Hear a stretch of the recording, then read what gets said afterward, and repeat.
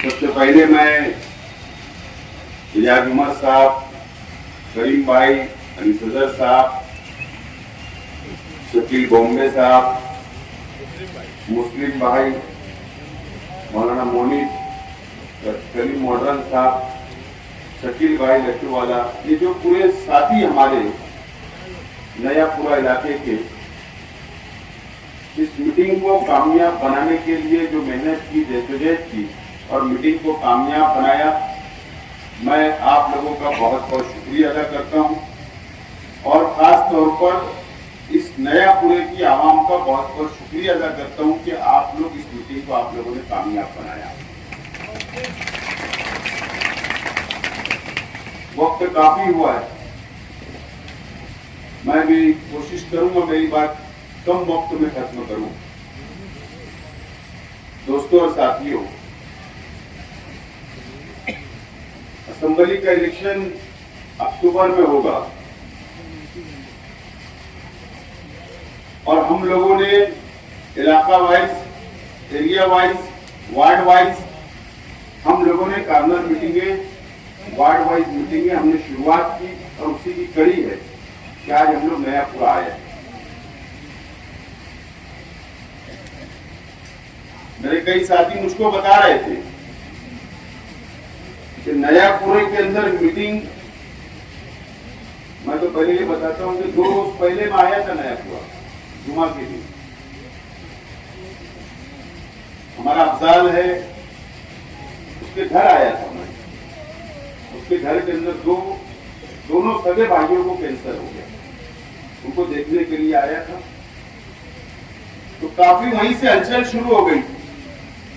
शेख आसिफ नयापुरे में एक मकान में आधा घंटा क्यों बैठा? तो पड़ोसी का ज्यादा हक होता है कि उन्होंने जाकर देखना चाहिए कि मेरे पड़ोसी बीमार है, उसको क्या तकलीफ है, उसको दवाई की जरूरत है, हॉस्पिटल की जरूरत है। अगर मैं 1000 पुलिस से आया तो हलचल हो गई। और मैं देख रहा था, मेरे साथियों ने बताया आज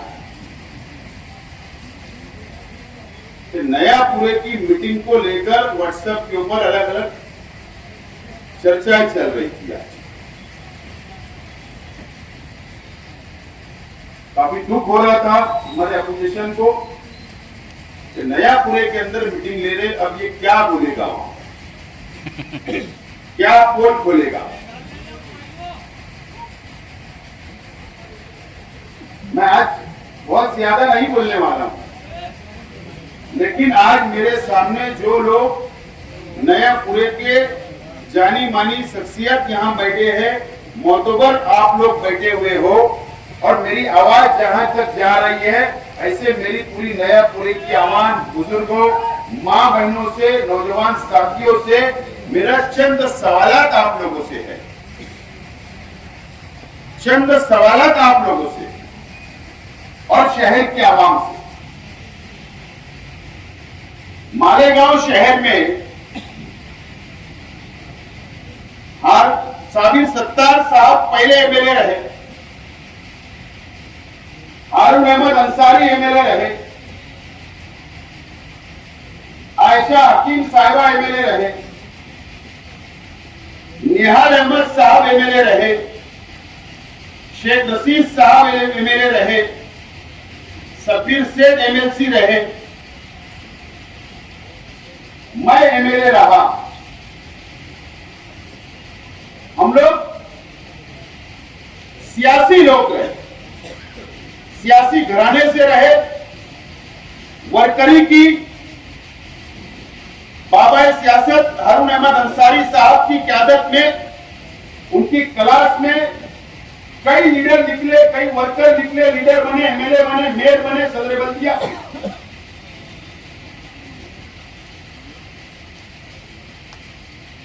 जेडी से ही सब लोगों का सियासी सफर शुरू हुआ, इसीलिए उनको बाबा सियासत कहा गया।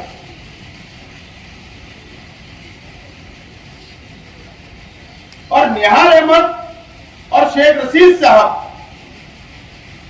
निहाल अहमद साहब और शेख रशीद साहब 2007 से पहले निहाल अहमद साहब के बीच मुकाबला रहा, शेख रशीद साहब के बीच रहा। ये दोनों शहर के लीडर रहे। आज दुनिया में दोनों से नहीं है। 2007 में ये मंच पे बैठे हुए लोग गवाह है, ये शहर की आवाम गवाह है कि 2007 में तीसरे महाज की बुनियाद रखी गई। तीसरा महाज आज के एमएलए साहब की क्यादत में बनाया गया और इसके लिए बनाया गया। निहाल अहमद भी नहीं चाहिए और शेख रशीद भी नहीं चाहिए। ये दोनों क्यादत नहीं चाहिए। इसके लिए तीसरा महाज और तीसरी क्यादत शहर को जरूरत है, इसके लिए बनाई गई। और उस वक्त निहाल अहमद साहब भी और शेख रशीद साहब के ऊपर भी इल्जामात लगाए गए कि ये सियासत अच्छी नहीं करते, ये तामीरी काम नहीं करते, ये करप्शन करते, ये पार्टियों को चलाने के लिए रुपये पैसे की रेलफेल करते, साफ सुथरी सियासत नहीं करते। इस तरीके का एक हवा खड़ा किया गया शहर के अंदर और तीसरे महाज की बुनियाद रखी गई। आज हमारे मीटिंग के सदर उस वक्त तीसरे महाज के फाउंडर थे, बुनियादी मेंबर थे।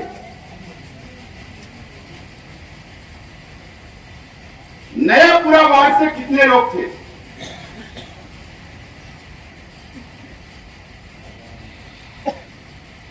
यासीन बागला साहब थे, बुनियादी मेंबर। सबसे पहले पैसा भी उन्होंने लगाया सियासत में। पैसा भी उन्होंने सबसे पहले लगाया। मौलाना अयूब कासमी ये भी बुनियादी मेंबर थे। यासीन मेट्रो साहब ये भी बुनियादी मेंबर थे। एजाज उमर साहब ये भी बुनियादी मेंबर थे। शफीक मेडिकल वाला साहब ये भी बुनियादी मेंबर थे। इकबाल कुरैशी सर ये भी बुनियादी मेंबर थे और मौलाना इरफानुद्दीन कासमी साहब भी बुनियादी मेंबर थे। अब्दुल खालिक फारकलीद साहब, हाफिज अनीस अदर साहब, शकील खलीफा साहब, मुख्तार भिक्कू साहब और हाजी यासीन इसाक मुंशी साहब, साबिर मुंशी साहब। ये नयापुरा वार्ड के, नयापुरा इतराफ के तीसरा महाज बनाने के लिए बुनियादी मेंबर थे। बाकी शहर से अलग अलग इलाकों के अंदर बहुत मेंबर थे। तीसरा महाज बना, एजेंडा क्या था? तीसरे महाज की पॉलिसी क्या थी? क्या पॉलिसी थी? साफ सुथरे किरदार के लोगों को सियासत में लाना। बात समझ लो। मैं आज इस नयापुरा इलाके के अंदर, मैं इस नयापुरे की आवाम से और ये शहर की आवाम से मेरा सवाल है, फैसला शहर की आवाम को करना है। मीडिया के साथी ये आवाम तक बात को पहुंचाएंगे, इनको भी फैसला करना है क्या एजेंडा था, क्या पॉलिसी थी कि साफ सुथरे किरदार के लोगों को सियासत में लाना, नंबर 1। नंबर 2, हमारा मुल्क जमहूरी मुल्क है, लेकिन उसके बावजूद वादा किया गया हमारे मस्जिद और मीनारों के शहर से। अच्छी बात है, वादा किया गया था, उसके लिए कोई इतराज नहीं। नंबर 2, हजरत उमर फारूक रजी अल्लाह ताला अन्हु की खिलाफत की तरीके पर सियासत करना, यह भी शामिल था। नंबर 3, म्युनिसिपल खजाने को बैतुल माल का दर्जा देना, यानी बैतुल माल की हिफाजत करना, यह भी मिशन में था। नंबर 4, तामीरी कामों की क्वालिटी, काजू बादाम बोलते थे, याद आएगा साथ में, काम की क्वालिटी लेंगे, यह भी मिशन में था। और टिकट के लिए, कारपोरेशन के टिकट के लिए ओहदे के लिए कोई रुपये का लेन देन नहीं होगा, ये भी पॉलिसी में था, ये भी आवाम के सामने इन्होंने वादा किया था। और ठेकेदारी और कमीशन खोरी नहीं करेंगे, ये भी वादा था। और ऐसे बहुत सारे वादे ये शहर की आवाम से किए गए थे। कमीशन खोरी, करप्शन, इसका भी वादा। 2007 मेरा सवाल सबसे पहले तो यह है कि ये तमाम ही पार्लियामेंट्री बोर्ड के जो बुनियादी मेंबर थे, जो आज मंच पे बैठे हैं, कुछ लोग मंच पे नहीं है, कुछ लोग दुनिया छोड़कर चले गए। आज शहर के एमएलए साहब ये जवाब दें आप कि ये मेंबरान आपके साथ क्यों नहीं है, आपके मंच में क्यों नहीं है, आपका साथ आज तक इन्होंने क्यों नहीं निभाया, क्यों आपको छोड़कर चले गए। इसका जवाब आप लोगों को पूछना चाहिए, नयापुरे की आवाम को पूछना चाहिए कि ये लोग क्यों साथ में नहीं, क्या हुआ, ये जो वादा किया गया था क्या हुआ इसका। अगर सबसे शुरुआत कही हुई एजाज उमर साहब, निहाल अहमद साहब के साथ आपने काम किया, आप निहाल अहमद साहब की पार्टी से आप कारपोरेटर रहे, मुझे बताइए कि निहाल अहमद साहब कभी टिकट का पैसा लिया करते थे क्या? क्या शेख रशीद साहब कभी टिकट का पैसा लिया करते थे क्या? तीसरे महाज की बुनियाद डाली गई, वहीं से करप्शन शुरू हुआ, वहीं से अफसरों के अंदर बैठकर रूम नंबर 1 के अंदर टिकट का पैसा वसूल करने का काम किया गया।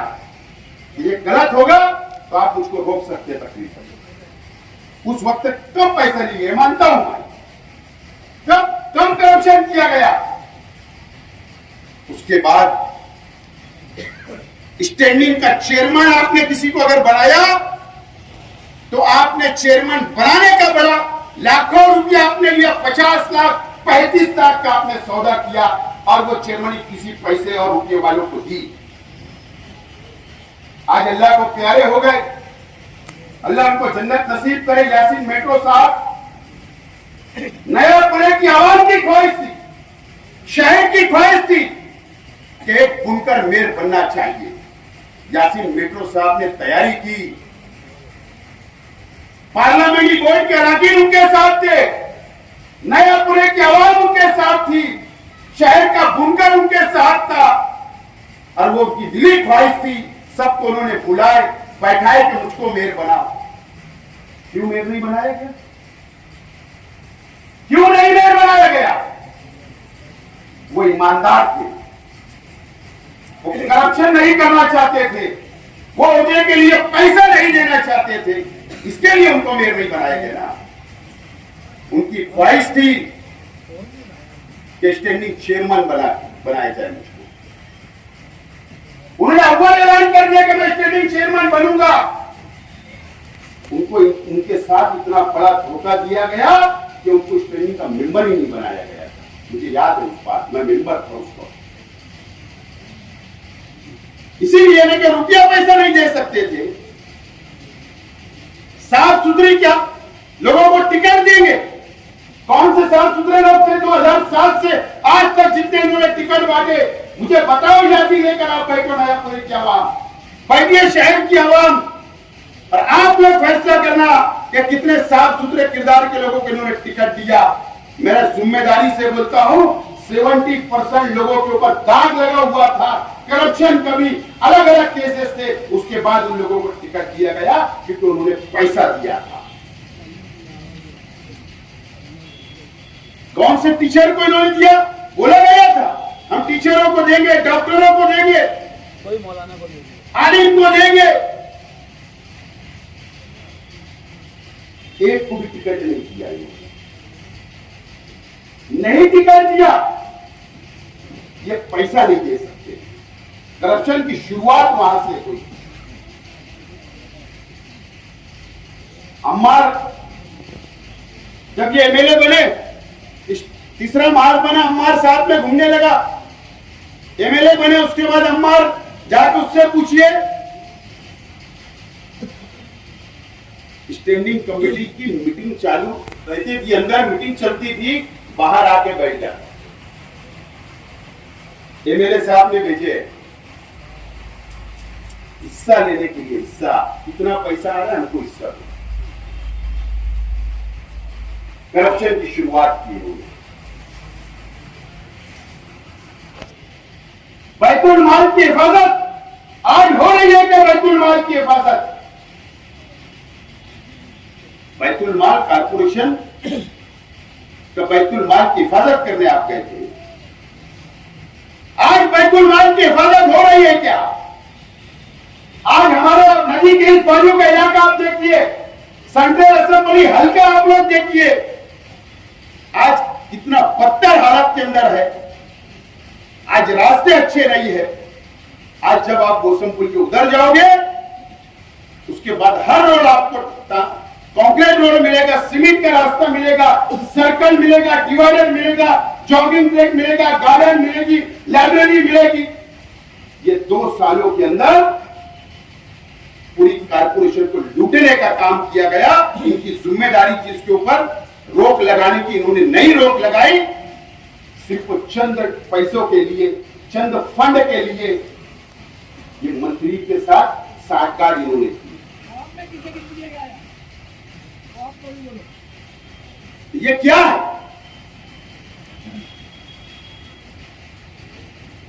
ये शहर के मामले उनसे सवाल करना चाहिए।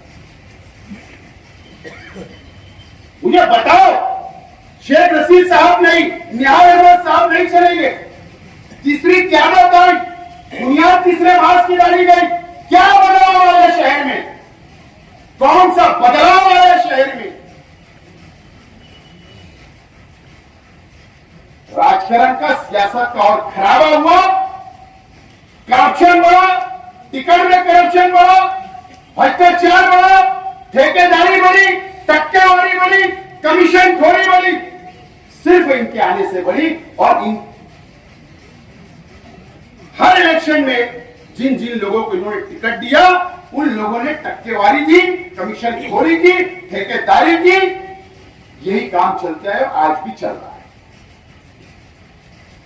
आज भी चल रहा है। अगर बदलाव आया होगा 2007 से आज, अगर बदलाव आया होगा, तुम बता दीजिए हम लोगों को, बता दीजिए शहर के आवाम को। मुशारफ चौक पे जलसा लेकर आप बताइए कि ये मैंने बदलाव लाया। बता दीजिए आप क्या बदलाव आपने लाया। आप अपने जाति मुफाद के लिए मेरे बने, आप अपने जाति मुफाद हासिल करने के लिए मेरे बने। आज उस वक्त से लेकर आज तक आपने अपना फायदा सोचा, अपने परिवार का फायदा सोचा, आपने नयापुरे का फायदा नहीं सोचा, आपने शहर के आवाम का फायदा नहीं सोचा, आपने शहर के बुनकरों का फायदा नहीं सोचा, आपने मजदूरों का फायदा नहीं सोचा, आपने मां बहनों से वादा किया, वो वादा आपने नहीं पूरा किया, उनका आपने नहीं सोचा, आपने किसी का नहीं सोचा, सिर्फ अपना जाति मुफाद हासिल किया। मैं जिम्मेदारी से बोल रहा हूं। आप लोग 2000 पहले से माजी में जाइए माजी में, देखिए उनका रहना सहने का तरीका। मैं कोई उनकी पर्सनल अटैक नहीं कर रहा हूं, लेकिन अगर किसी ने वादा किया था तो ये वफा हुआ, उसके ऊपर वो पूरा उतरे, इसके लिए मैं सिर्फ आपकी नजर वहां तक ले जा रहा हूं। देख लीजिए, कोई फर्क नहीं आया। सियासत के अंदर अलग अलग बातें होती है, एक दूसरे के ऊपर इल्जामात होते हैं, लगते हैं इल्जामात, बाद में भुला भी देते हैं, मिल भी जाते हैं। मुझे बताओ, शायद मुझे नहीं बोलना चाहिए, लेकिन मुझे याद दिलाना आज मैं जरूरी समझ रहा हूं। निहाल अहमद साहब के, शेख रशीद साहब के सियासी नजरिए इख्तिलाफ रहे, आखिर तक रहे। सियासत होती, हार जीत हुई, लेकिन शेख रशीद साहब ने कभी भी मंच से, स्टेज से निहाल अहमद साहब की कभी भी बेइज्जती नहीं की। ये शहर इस बात का गवाह है। आप देखिए 9 का इलेक्शन में, 7 के इलेक्शन में, आप देखिए कारपोरेशन या असेंबली के इलेक्शन के अंदर निहाल अहमद साहब की बेइज्जती करने का काम भी इसी नयापुरे के एमएलए साहब ने किया है। मुझे तो ताज्जुब होता है, बहुत ताज्जुब होता है। बुलंद इकबाल साहब, अल्लाह ताला उनकी मग़फ़िरत करे, वो उनके साथ 19 के इलेक्शन में चले गए। उन्होंने ये नहीं सोचा कि अगर मेरे वालिद की बेइज्जती किया, जो शहर के नहीं महाराष्ट्र के कद्दावर नेता थे, अपोजिशन लीडर थे, दबदबा उनका था, इनको हक नहीं है समाजवादी वालों को बोलने का, शान हिंद को बोलने का हक नहीं है, मुस्तकीम को बोलने का हक नहीं है कि दबदबे की सियासत, तुम आज जो दबदबे की सियासत बोलते वो तुम्हारे वालिद तक वो मौजूद थी। उस वक्त तुमने 2019 के उनके स्टेज के ऊपर जाकर दबदबे के तुमको हक नहीं है बोलने का। अगर तुम्हारे वालिद की वो शख्स ने मुफ्ती इस्माइल साहब ने बेइज्जती की, उसके बाद आप उनसे क्या सवाल करते? दबदबे बात होती, उसके बाद भी निहाल अहमद साहब की बेइज्जती हुई, स्टेज पे चले गए। उसके बाद कारपोरेशन के अंदर गठबंधन कर दिया, तो भी इनको निहाल अहमद साहब की इज्जत की परवाह नहीं रही। इनको भी जाती मुफाद हासिल करना था, मेंबर बनना था नयापुरे से, इनको भी एमएलए बनना था, किसी को स्टैंडिंग चेयरमैन बनना था, किसी को मेयर बनना था, किसी को ठेकेदारी करना था। इसके लिए महागठबंधन इनका बना, इनको कोई हक वक्त नहीं है। आज मुझे बताओ, इस नयापुरे की आवाम से मैं पूछना चाहता हूं, सवाल है मेरा, निहाल अहमद साहब, मैं पहले भी कहा, निहाल अहमद साहब शेख रशीद साहब की सियासी खिलाफ रहे, लेकिन जब अगर कोई बीमार हो जाता तो शेख रशीद साहब भी जाते थे और निहाल अहमद साहब भी पूछते थे। ये तमाम ही बातें चलती रही और होना चाहिए। निहाल अहमद साहब की सियासी जिंदगी के अंदर एमएलए साहब ने बेइज्जती की और ये पानी की टाकी वालों ने बेइज्जती की। पता है, मैं उस बात का गवाह हूं। जावेद मेंबर यहां बैठा है, ये भी गवाह उस बात का।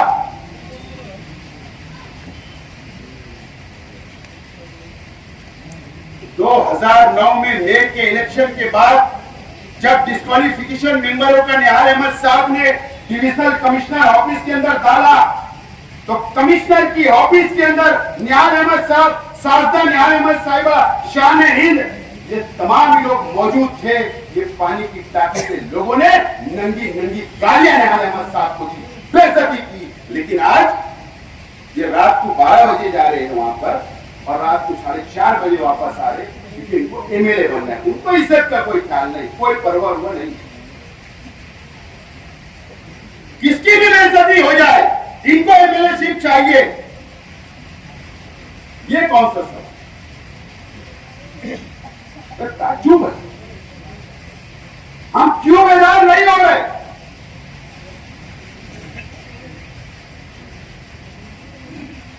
और कुछ लोग मुझ पर इल्जाम लगाते, 12 नवंबर के वक्त तो बोले बोला नहीं, ये वक्त में बोले पार्टी छोड़ दिया। अरे किसकी तुम तरफदारी कर रहे? किसकी तरफदारी कर रहे? तुम्हारे वालिद की बेइज्जती करने वालों की तरफदारी करोगे? शर्म आना चाहिए तुम लोगों को। हमारे से सवाल पूछ रहे हो, तुमको कोई हक वक्त नहीं है? ये मुफ्ती साहब है, ये शहर के एमएलए है, ये वो लोग है समाजवादी के लोग। ये नयापुरे की आवाम अब आपको फैसला करना है। ये मुझ पर इल्जाम लगाए कि शेख आसिफ पार्लियामेंट इलेक्शन लड़ने के लिए 10 करोड़ के अंदर बात कर रहा था। अजीब बात है। मुफ्ती साहब, आप आलिम हो, आप मुफ्ती हो, हम आपकी इज्जत करते हैं, आपके फतवे पे अमल होता है। जामा मस्जिद, नूरानी मस्जिद, गुरबैत मस्जिद, या जहां आप बोलेंगे, या कब्रिस्तान, वहां पर शेख आसिफ अल्फिया बोलने के लिए तैयार है। शेख आसिफ ने किसी से कभी मुलाकात नहीं, कभी भी मुलाकात नहीं की, कभी ये बात ही नहीं हुई। भुक्कड़ है, मेरा परिवार भुक्कड़ है। माल है माल, अल्लाह का करम है, जमीन का बड़ा व्यापार है, धंधा व्यापार है, करोड़ों रुपए की जायदाद है। उस दम के ऊपर लेने की बात कर रहा था। तो आप अल्फिया बता देना किसको अड्डी। नॉमिनेशन के 8 दिन पहले तुमने गिरीश महाजन साहब से नासिक के अंदर एक होटल में बैठक की थी या नहीं थी, या आप अल्फिया बता देना पार्लियामेंट लड़ने के लिए। तुमने 10 करोड़ मांगा था कि नहीं मांगा था, यह बता देना। ये अल्फिया मैं तो शेख आसिफ बताने के लिए, आप ये बता दो कि परवेज कोकनी मालेगांव आया था या नहीं। परवेज कोकनी नाम ले रहा हूं, नासिक का बीजेपी का छोटा मोटा नेता है, वो दलाली करने आया था या नहीं, आपकी बैठक कराया था या नहीं, वोट परसेंटेज कम करने के लिए, बता देना। और बहुत लोग हैं जो उम्मीदवारी की जो नाच रहे ना, इन्होंने भी बैठकें की थी बीजेपी से। शेख आसिफ अल्लाह का करम है, मैंने मजाक में इलेक्शन खत्म होने के बाद एक बीजेपी के लीडर से कहा, बोले यार तुम सब लीडरों के पास गए कि तुम लड़ो, हम इतना देते उतना देते, मेरे पास क्यों नहीं आए? बोले तुम हिंदू वोट खा लेते थे, तुम ही छूट के आ जाते थे, हमको ऐसा शख्स चाहिए था कि 50-25 हजार वोट खा ले, इसके लिए इनको ढूंढ रहे थे। बोले तुम छूट के आ जाते, इसलिए नहीं आए। तो उन्होंने भी तुम्हारा, उनके पास क्या इज्जत है तुम्हारी, कितना गिरा कितना वजन है, समझ गए। मुफ्ती इस्माइल साहब झूठ मत बोलो, शेख आसिफ अल्फिया बोलने के लिए तैयार। पार्लियामेंट के इलेक्शन के वक्त मैं इसलिए बात यहां बोल रहा हूं कि जमीयत का दफ्तर भी यहां पर है। क्या इन्होंने कहा शोभा बच्चा भाई मेमोरेंडम दी, फोटो सेशन हुआ, आमिर अयूबी तूने किया था ना भैया। उसके बाद जमीयत के तरफ से हिमायत बिला शर्त फी सबीलिल्लाह हिमायत। मुझे तो शक है, माफ करना, मैं इल्जाम नहीं लगा रहा कि जो जलसा हुआ ना सुबह बच्चों के प्रचार का, जो जलसा हुआ, मुझे शक है कि जमीयत के पैसे से बिल अदा हुआ। जो प्लेटफॉर्म जमीयत का छूने थे, इसका भी जवाब देना चाहिए। लेकिन क्या हुआ, 200 पेटी के जायद पैसा लिया गया।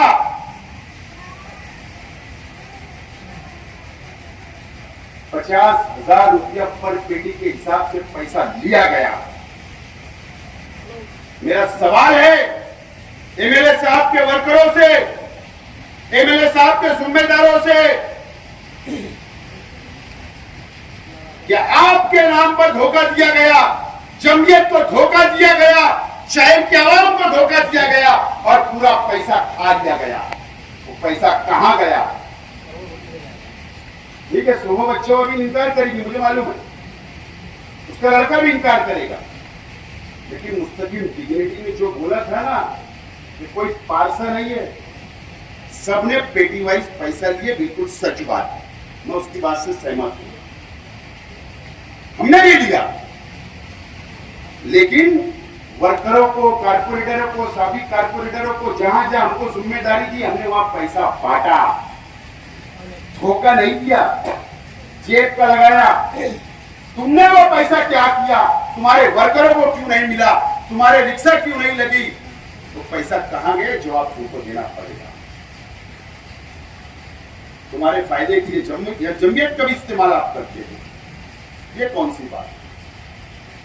इसका जवाब भी आपको देना पड़ेगा। मुझ पे इल्जाम लगाने के मैं बीजेपी के साथ चला जाऊंगा, वाह, किसने बोलना मुझको? किसने मेरे पे सवाल उठाना? मुफ्ती साहब, आप शहर की आवाम और नयापुरे की आवाम से मैं बोलना चाहता हूं, अक्टूबर इलेक्शन हुआ 19 में, मुफ्ती इस्माइल साहब एमएलए बने। जरूर भाई, जरा तुम रिकॉर्ड करो, तुम पहचान जाएंगे। शुक्रिया का जलसा हुआ या नहीं हुआ? चांदोद का एक सागर नाम का व्यक्ति, क्या बोल रहा हूं मैं, देखो ये चुन कर आए किससे? एमआईएम से। कौम मिल्लत के नाम पर वोट ली, एनआरसी के नाम पर वोट लिया गया, मजहब के नाम पर वोट लिया गया, इतने जज्बात में लाए गए, वोट ले लिए गए। एमआईएम के एमएलए, 2 एमएलए चुनकर है, 2, एक फारूक शाह साहब और ये फारूक शाह का नहीं पता।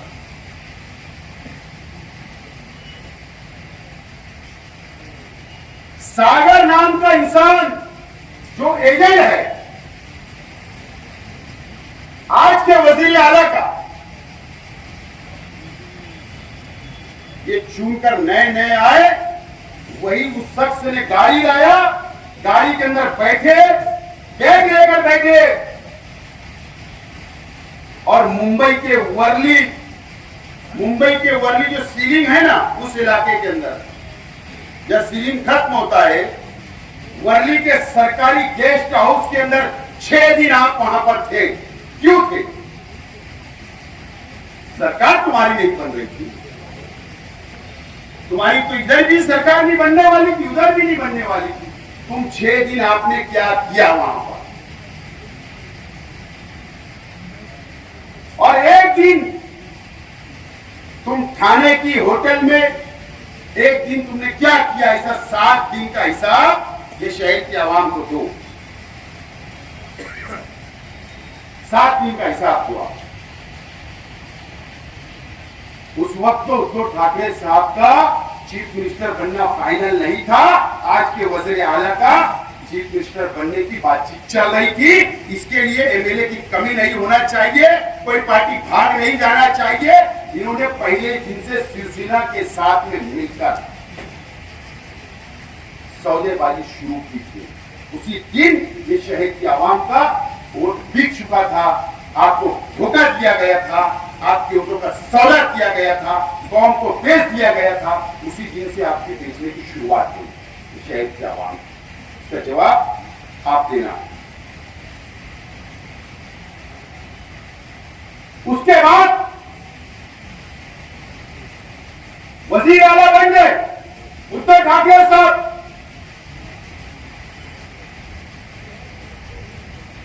उसके बाद जब सरकार गिरने लगी, बात ध्यान रखो, जिस दिन शिंदे साहब ने एमएलए को लेकर भागा,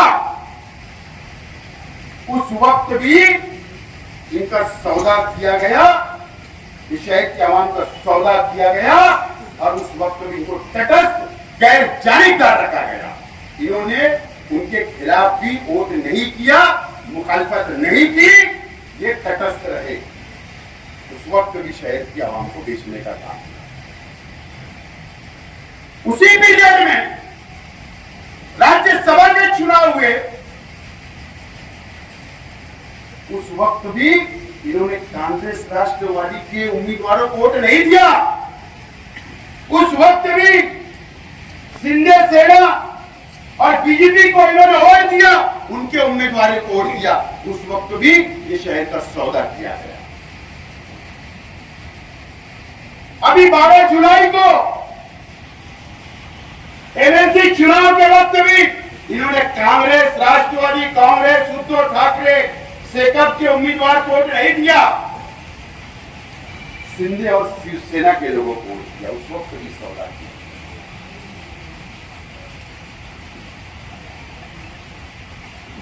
नयापुरे की आवाम भी हिसाब ले और इस शहर की आवाम भी हिसाब ले और फैसला करे कि क्या है ये शहर में चल रहा है, कब तक ऐसा होगा। अल्लामा इकबाल पुल के ऊपर इस्तेकबाल हो गया, मेरा ख्याल है 12 जुलाई को शाम को हुआ था, मैं या 13 को।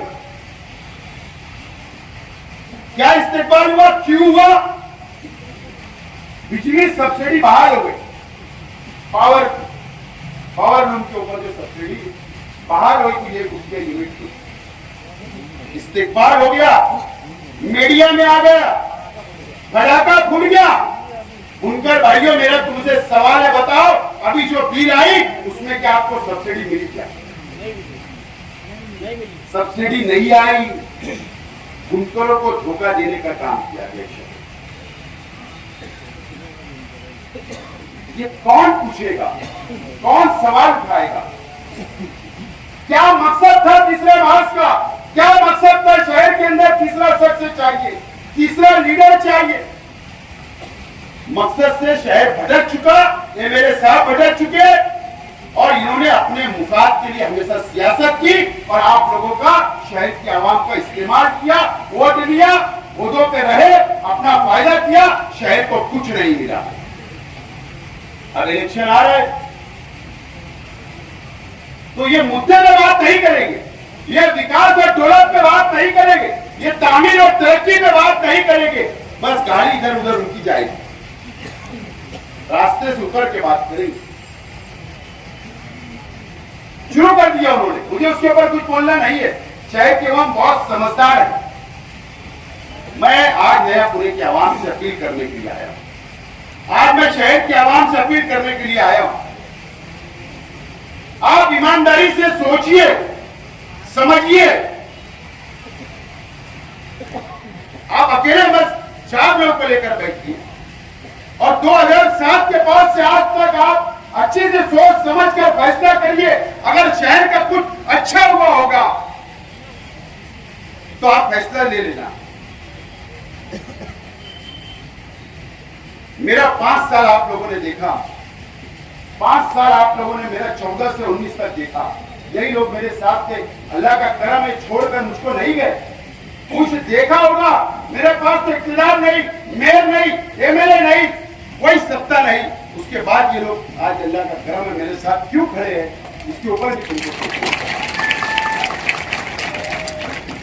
कुछ लोग हैं जिनको जाति मुखात तो जाते हैं, लेकिन ये क्यों नहीं, कुछ तो सोचा होगा।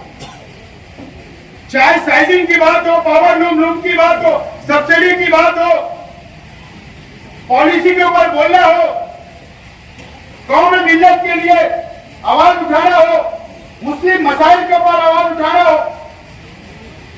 मेरा 5 साल भी आप लोगों ने देखा। मैं अपील करता हूं, एक मर्तबा मुझको दोबारा आप मौका दें। आने वाले असेंबली इलेक्शन के अंदर एक मौका आप दो। यकीन जानो, मैंने कभी भी बुनकर भाइयों के साथ भेदभाव नहीं किया। जो काम मेरे पास लेकर आए वो काम मैंने किया हूं, चाहे पावर बिल का हो, कंपनी का हो, साइजिंग का हो, पुलिस स्टेशन का हो, तामा कार्य का हो, मार्केट का हो, तमाम ही काम मैंने किया। कोई भेदभाव नहीं किया। मैं वादा करता हूं आइंदा भी कोई भेदभाव नहीं करूंगा, आपको साथ लेकर चलूंगा। वापस मौका दो, ठीक है। 19 के अंदर जो हुआ जाने दो, भुला जाओ, लेकिन ये शहर को सही रास्ते पर लाना है, शहर का डेवलप करना है, शहर का विकास करना है, एक अच्छी पॉलिसी बनना चाहिए, मुस्लिम मसाइल पे बात होना चाहिए। इसके लिए आप मुझको चुन कर दो। आज मुझे बताइए, हमारा एक घर होता है, मैं बस 2 मिनट मेरी बात खत्म करूंगा। हमारा एक घर होता है, 4 भाई होते हैं, छोटे होते हैं, बड़े होते हैं, शादी होती है, परिवार बढ़ता है, घर में जगह कम होती है, माँ बाप अलग कर देते हैं, दूसरा घर बनता है। आज हमारा शहर इतना कंजेस्टेड हो गया, हमारा शहर कंजेस्टेड हो गया। आज पावर लूम नए कारखाने बनाने के लिए जमीनें नहीं है। मैं क्या बोल रहा हूं, सुन लीजिए मेरी बात। आज नई साइजिंग डालने के लिए जमीनें नहीं है शहर में। आज प्लास्टिक कारखाने डालने के लिए जमीनें नहीं है। आज छोटा मोटा धंधा व्यापार करने के लिए गोडाउन नहीं है। आज घर बनाने के लिए जमीनें खत्म हो रही है। आज हमारे पास जमीन आप नहीं बची, हम कहां जाएंगे? नदी के ऊपर, समकसेर में तो नहीं जाएंगे, सोए गांव में तो नहीं जाएंगे, कैंपों में तो नहीं जाएंगे ना। हमारे मालदा में भी भर गया, दयाना भी फुल हो गया। हमको जाना है 40 गांव फाटा, इस साइड जाना पड़ेगा। आज अपने बच्चों के फ्यूचर का सोचो, आज अपने कारोबारी हालात का सोचो। मुझे बताइए, MIDC क्यों फेल की गई? किसके वक्त में हुआ ये काम? साइना MIDC क्यों फेल की गई? किसके वक्त में हुआ? 500 एकड़ एक्वायर की गई थी, 500 एकड़ जमीन एक्वायर थी। जब मेरा वक्त खत्म हुआ, उस वक्त 500 एकड़ जमीन एक्वायर थी, MIDC ने एक्वायर की थी। ठप्पा आता था, जाके मालूमात लो, शेतकरियों के उतारे के ऊपर भी ठप्पा आता था MIDC का, मालूमात लीजिए। ठप्पा कब हटा? जब अजंग वलेल के अंदर MIDC चली गई और ये MIDC को फेल करने का काम किया गया। क्यों किया गया? MIDC वही होती जब नेशनल हाईवे होता, MIDC वही होती जब पानी होता, MIDC वही होती जब पावर होता, ट्रांसपोर्टिंग होती, वहीं पे MIDC सक्सेस होती। और यही सही जगह थी। मुझे बताओ, नेशनल हाईवे नंबर 3 अजंग में है, वहां पे मजदूर मिलेगा, वहां पे पानी मिलेगा।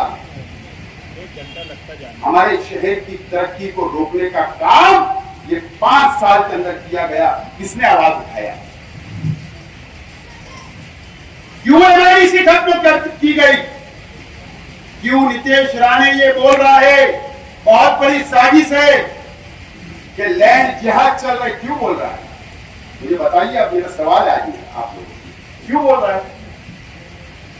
इसलिए बोल रहा है कि मुसलमान 40 गांव फाटे के ऊपर जमीन लेना बंद कर दे, लेआउट वहां पर ना हो, लेआउट की मंजूरी ना मिले, गोंटे वाली जमीन के ऊपर लोग घर ना बनाए। हमारी तरक्की को रोकने के लिए साजिश रची जा रही है। 5 साल में मेरे सामने एक उसका जवाब दिया गया, लैंड जिहाद, लाहौर जिहाद। इंक्वायरी शुरू हो गई, आदेश आए, गवर्नमेंट ने कमेटी बनाई, कलेक्टर की क्यादत में कमेटी काम कर रही, इंक्वायरी कर रही। आज मुझे बताओ, सब चीज खत्म होती चली जा रही है, सब चीज खत्म होती चली जा रही है। ये हमारे शहर को बर्बाद करने का काम ये शहर के अंदर किया जा रहा है और इनकी जिम्मेदारी MLA साहब पर भी आती है। अगर दूसरा MLA ऐसा कर रहा है तो इनको रोकने का काम इनकी जिम्मेदारी थी, इन्होंने नहीं किया, ये नाकाम हो गए। अब आपको सोचना है कि कारोबारी हालात कहां जाएंगे, हमारे कारोबार कैसे बढ़ेंगे। ये जिम्मेदारी हमारी तुम्हारी, शहर की आवाम की।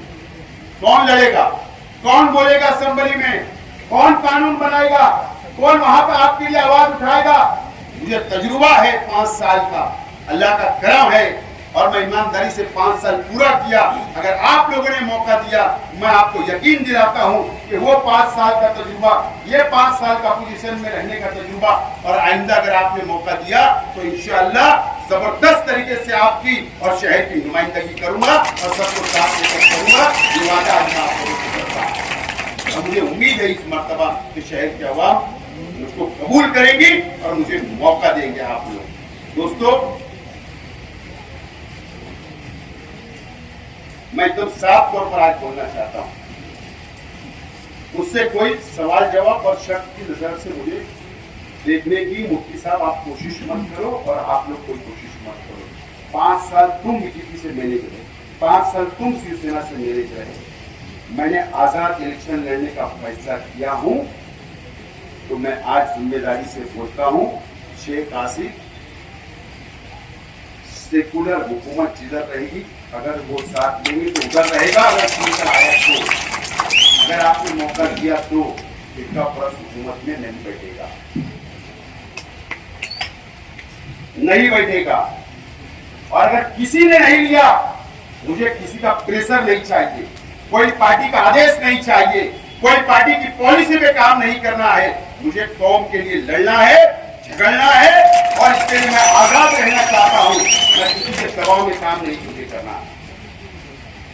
पार्टी के पॉलिसी में जलसा लोगों को सब बताऊंगा। सबके चेहरे बहुत अच्छे नहीं है,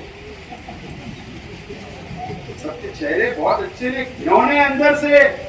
मुझे बताओ, वक्फ बोर्ड का मामला चल रहा, जहां पे ये मीटिंग हो रही, ये भी वक्फ बोर्ड में बराबर ना। मरकजी हुकूमत ने काला कानून लाई, वक्फ बोर्ड के लिए काला कानून बना रही। पता है ये 5 साल किसका चेयरमैन था महाराष्ट्र में? कांग्रेस पार्टी का वजाद मिर्जा चेयरमैन था, वजाद मिर्जा कांग्रेस पार्टी का चेयरमैन। अभी 8 दिन 10 दिन हुआ, उसकी मुद्दत खत्म हो। 5 साल मुसलमानों की जमीनों के ऊपर जो अत्याचार किया गया, जो ठहराव पास करके मुसलमानों की जमीनें को बेचने का काम किया गया, सबने मिलकर किया। जो बोर्ड ऑफ डायरेक्टर थे, सबने मिलकर किया, सबने मिलकर किया, करोड़ों का वाले नारे किए। आज जबान खुल रही है क्या? वक्त आएगा तो बोलूंगा, लेकिन मैं जिम्मेदारी से बोलता हूं, एक मरतबा मौका दो दोस्तों, बार बार मौके नहीं आपके हाथ आने वाले। ठीक है, 5 साल नाकाम हो गया, बदल देना। 19 में नई जमा बदल दिए, एक मौका दो, नई जमा बदल देना। लेकिन एक मौका देकर देखो, इंशाल्लाह ये महाराष्ट्र की नुमाइंदगी अगर आपको नुमाइंदे नहीं किया, आप जो सजा देंगे करने के लिए तैयार। मुझे उम्मीद है कि मेरी बातों पर नयापुरी की आवाम संजीदगी से गौर करेंगी, फिक्र करेंगी, सोचेंगी और शहर की आवाम सोचेंगी और आने वाले दिनों के अंदर अच्छा फैसला करेंगी। बहुत बहुत शुक्रिया। खुदा हाफिज़। अस्सलाम।